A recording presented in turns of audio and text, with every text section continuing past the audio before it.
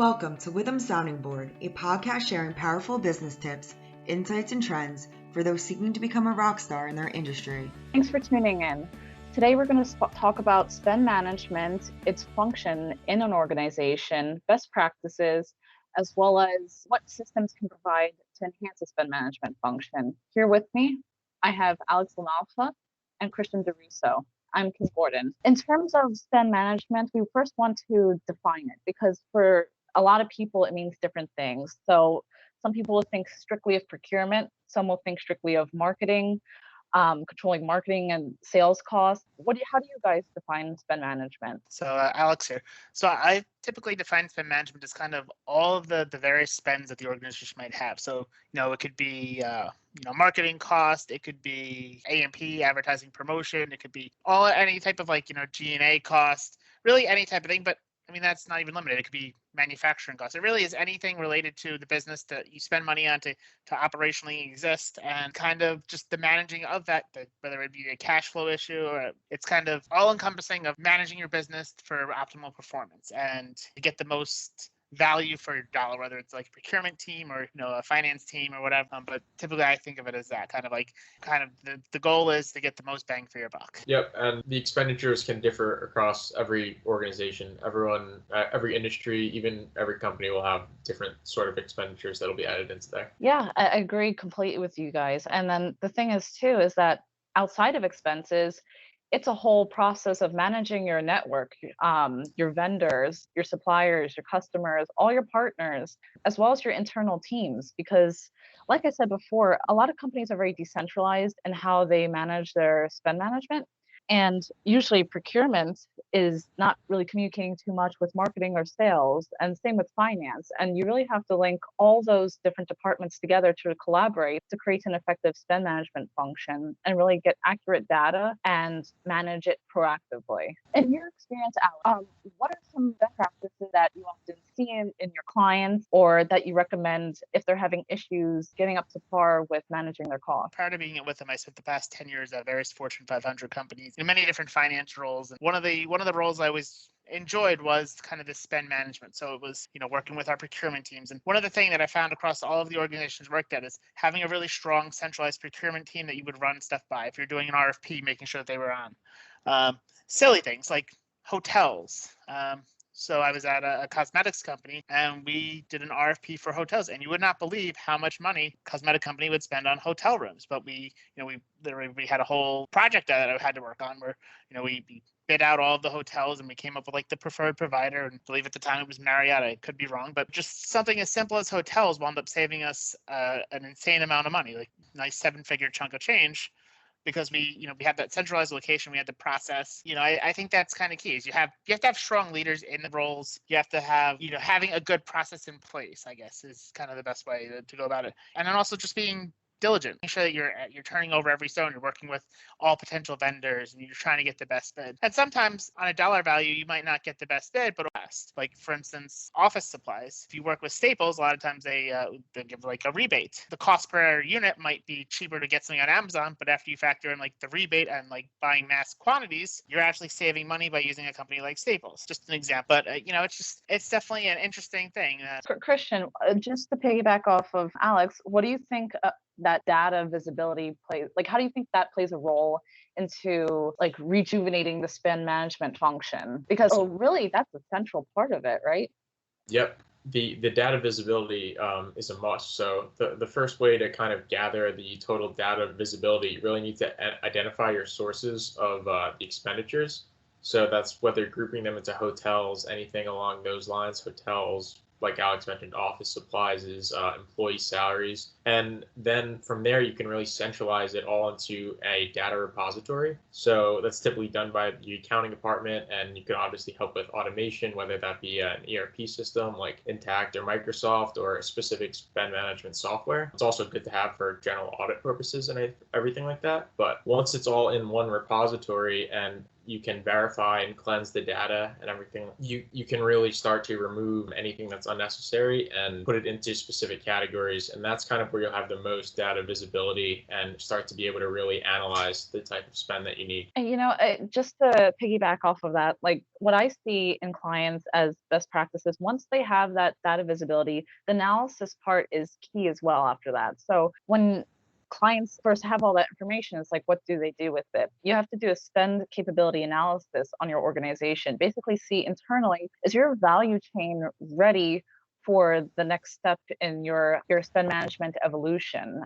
So it's an organizational strategy. You have to look at new channels. You have to start looking at new suppliers, new systems, new task management, project management functionality. And you also have to like really beef up your legal risk awareness as well, and also the staffing, of course. And I think the next step after you look internally, almost like a SWOT analysis, you're looking at your internal strengths and weaknesses.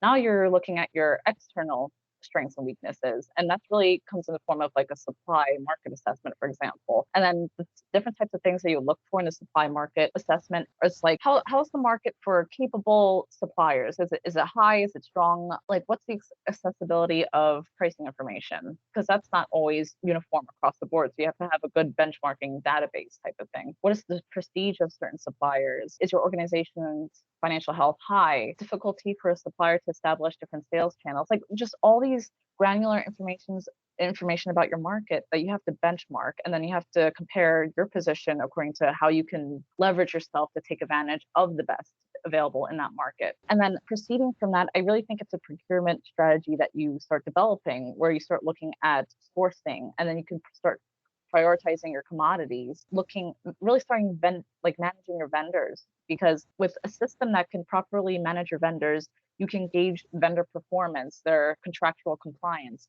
Then that helps you with negotiations going forward. From there, like those are all best practices that you could develop outside of a system once you really establish a good process and system within your organization. Yeah, just to follow up on that, once you do have like a vendor management tool or system, don't forget, a lot of these companies, they want to work with scalability. So if you have the potential for growth, or you have the potential to buy a lot of, let's say call it widgets, that also helps you in the long run. So if you have 6 different vendors and you guys say, what, I'd rather just you work with one, and this is the one that, according to like our vendor management tool, is the best, has the best ratings.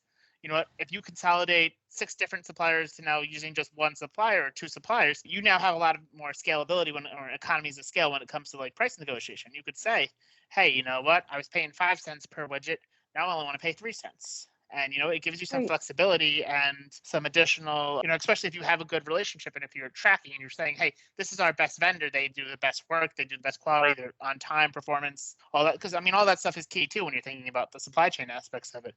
It's not just, obviously cost matters. But if you have to air freight something from Shenzhen, China to Newark, obviously because of supplier issues, that there's always a financial cost to that. That's right. So it's also, you have to take all that stuff into consideration. Maybe it might cost you a little more to you have a supplier in Iowa, but maybe you avoid some of those other issues. So I definitely think that you have a valid point, though. It is really important to definitely like strategize and really have like a vendor management ratings and system. I know in the corporate world, we had that all the time. When we work with a vendor, we would have to fill out like a survey with our procurement team of, hey, did you have a good experience? Do you recommend that we continue to do business with them? Or conversely, didn't have a good experience, should we look for elsewhere? Should we look for other providers? Because procurement teams, they want that feedback. They want to save money and stuff, but they also want efficiency. There's a lot of stuff that they look into, and they don't just want someone, obviously dollar is king, but if there's a 3-month lead time because of supplier issue or something like that, that could be millions of dollars to your P&L that you're losing because you don't have the right manufacturing material to make whatever it is. Right. And Christian, I have a question for you. Like going back to the analysis part of it, a lot of companies, they may have a more simplistic structure where they weren't formally considering like certain KPIs or maybe certain metrics, like for example, recurring spending, for example. Like what are other types of things that they need to look out for in measuring where they're at today and where they want to be in the future? Yep. Some of the best things to do once the data is gathered is helping identify areas where spending is reoccurring and also highlights spending anomalies. So that'll help reduce maverick spend, which is something we touched on a little bit so far, but that's kind of when people are putting expenditures in that are breaking the rules. So like we said before, having a specified vendor, like going specifically through Staples over something else, that'll kind of help everything go through procurement as well. And then also limit our exposure to other vendors that kind of weren't as ideal or offering the benefits to the firm like we had mentioned before. But that'll also help in terms of metrics and decisions. So that'll help us compare against industry benchmarks, weight decisions like outsourcing, whether that be cost of employment or cost of internal work, and kind of help us decide where costs can be saved. And I'm curious as to how it reduces supply risk. So we talk about a lot of the financial benefit received after firms really beef up their spend management function. But like, what are some supply risks that exist now that having stronger spend management function can strengthen? So just to follow up on that, Kim, one of the biggest things, if you think about it, is listen, it's a global economy nowadays. I mean, 40 years ago, 50 years ago, everything was made in America, everything was made here. Now the shirt I'm wearing is made in Thailand, my pants are made in Vietnam, my curtains in my living room are made in China. Everything's made all over the world. And one of the problem is that such a global economy that, listen, it takes a while, it takes effort to get product from point A to point B. I mean, it's a natural problem now. There's a lead time. Previously, you had the manufacturing lead time and like that type of stuff to maybe tool a factory up. But now, not only do you have that, but you have to get product from the other side of the world to here. And let's be honest, cargo ships, it's not like they travel super fast. Most stuff isn't air shipped. So there's definitely a risk with that supply. Just the whole geopolitical like outlook nowadays. The world is not everyone's friend. Let's be frank about it. And you also have to consider politics and all of that, or global politics, I should say, as like another factor that you have to consider. I mean, it might be worth it for you to have your factory based in Malaysia rather than Vietnam or maybe another country, over the fact that maybe it has a more of a friendlier regime to the American government and stuff like that. I mean, it's all stuff that you have to consider nowadays that maybe previously you didn't. But I mean, definitely, there's a lot of now considered, not just financial. To build off of that too, I noticed that there's a trend recently with supply chain that while we remain in a global economy, like you said, there's a lot of political risk going on, especially with the COVID situation. What we're seeing now is that there's also a lot of localization. So companies are beginning to bring their manufacturing processes back to reduce costs. And the thing is, something that you outsourced for so long, now you're bringing it back in-house.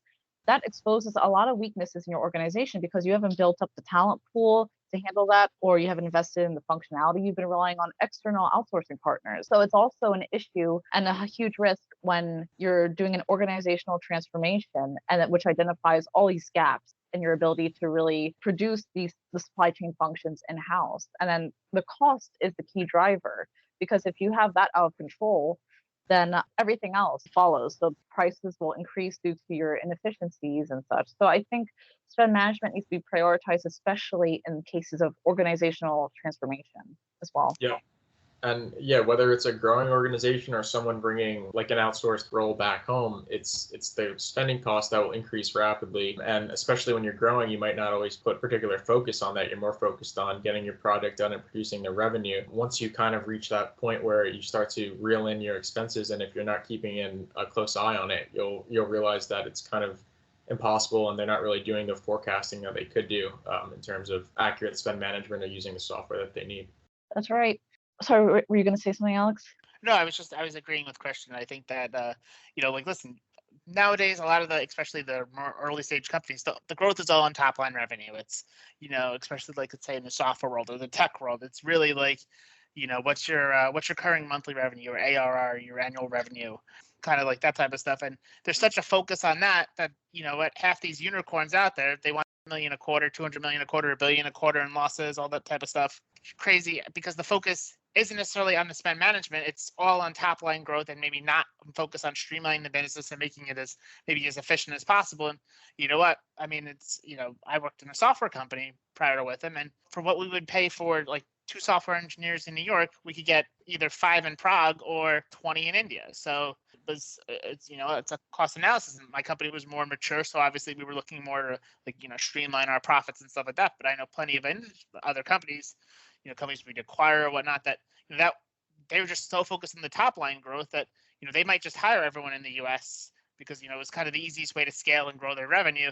not realizing that really hampering their bottom line, and from like a cash point of view, they were bleeding money. So it's definitely something that companies should be considering. Even, the focus is always on top line, but I think that they should really be focusing on like a spend management type of focus to really kind of streamline, come up with efficiencies and improve that, because who knows how long VCs are going to keep on throwing money at companies that are really losing. Right. And, actually, to go off that point, when you start getting into spend management, you really start honing in also on prioritizing which commodities you're really going to invest in, which directly links back to the top line because it determines what your ultimate product mix is going to be. Spend management at the end of the day can really hone in on what gets you the most yield. A lot of companies will try to differentiate by making several different small brands. And at the end of the day, a lot of those small brands could be a part of the huge amount of cost. And then if you really cut the fat out, so to speak, and hone in on what's really getting you the most bang for your buck, then that really does like circle back to the top line as well. So they're not separate processes, even though many people treat them like it is. And then in order to establish a spend management function, we mentioned the process, we mentioned best practices, but at the core of this, it's really the systems you have behind you that are enforcing compliance, such as Intact or Microsoft Business Central. And by enforcing compliance, like in the example of Intact, there's certain rules that indicate to you, hey, we're over this amount for this product. So it really incentivizes you to take a look proactively at the trends and the patterns and to do something about it to correct that. And it also gives you insights to really figure out how to budget appropriately for those commodities as well. Because prior to having a system designed for this, you may think that the demand and your forecasting reflect this is something. And then the system, the data visibility that Christian alluded to, is really going to really correct your thinking as to the actual demand. And that's what leads to the decisions at the end of the day. And then Christian can also speak to Microsoft Business Central and then its role in spend management too. Yep, and that'll really help piggyback off what Kim just said. The forecasting and budgeting will lead directly into the demand planning aspect, and that's something that Microsoft can help with, and really making sure that all the data is kind of encaptured within the system, giving us the proper data visibility, can be analyzed through the proper structures, like through the procurement department, the accounting department, and that'll help with the forecasting, budgeting, and kind of really make sure all the data sources are going through the same streams and really utilize the system to its fullest extent. And remember that the forecast is dependent on the and when the system encompasses the data from start to end, it makes sure that it's fully there. And just to follow up with both of you on like more of a governance point of view, one of the companies I worked at, let's say you wanted to get a new laptop, we had to get through this, like the laptop through like whoever the approved vendor was. And if you wanted a laptop, it was known that you got 3 different choices of laptop. You had a Mac, a Dell, or an IBM or ThinkPad or whatever it is. And those were your 3 choices. And you had to go to the one approved vendor, and that was all you could get. And that was the company's way of reeling in and, saying like, hey, we don't want people going and buying like, a crazy, whatever it was. You had 3 choices. Didn't matter for anyone in the company, whether you're a junior analyst or a senior vice president of, or a general manager. Everyone had the same 3 options. And it was that corporate governance that, and because we had a good, spend management tool that really kind of enforced that. And I'm sure it saved a ton of money for the organization. In fact, I know it did. So that also too is a big component of these tools, is having, it allows you to have that governance. It prevents like almost like someone going off the reservation and buying something that they shouldn't. Everyone's heard stories about, the corporate world about, someone spending company money on something they shouldn't. And, having a good spend management tool kind of ensures that. So if something happens they're not supposed to do, guess what? It gets flagged in the system, as when you submit your expense report or whatever, it gets flagged. You get all the bells and whistles, all the warnings, which, from like an audit and compliance point of view is great. And from just running your business is, if I was the CEO, I would want to know like, hey, why $100,000 on their corporate card on a flight to Dubai, or that type of information is key. And honestly, it's vital for the success of a business. Yeah. And that's kind of, even companies just starting out with, spend management, the real key aspects when you kind of get to that strategizing and execution phase is the change management aspect of that. And whether it's the company limiting everything to just one vendor for the computers, let's say, it really requires acceptance from all stakeholders. So there's no exceptions from top to bottom. Everyone is kind of going through the same process, and that'll really focus and help the procurement department, accounting department, all of that kind of keep a strong hold and really utilize the spend management software and overall goal of spend management to its best potential. I love that because people really is the center of it. Expenses is one thing and people really comprise of the other. So everyone's changing their role here too. Like you mentioned, the interactions and the collaboration that happens be completely revolutionized because now the data originating from the finance department or from sales and marketing is now flowing through the whole company. Instead of it touching multiple hands and receiving multiple transformations, it's a single source of truth. And then how you get there is really you can have all the data visibility and the data accuracy you want, but you really need to establish those roles about who's doing what, how are they collaborating, and really create functional teams as opposed to siloed departments. And then I think this is a great discussion on spend management. And in our next episode, we're also going to cover the FAST practice, which is basically it takes spend management to the next level by giving you the insights you need in order to make decisions for your business. So please stay tuned. Thanks for joining us.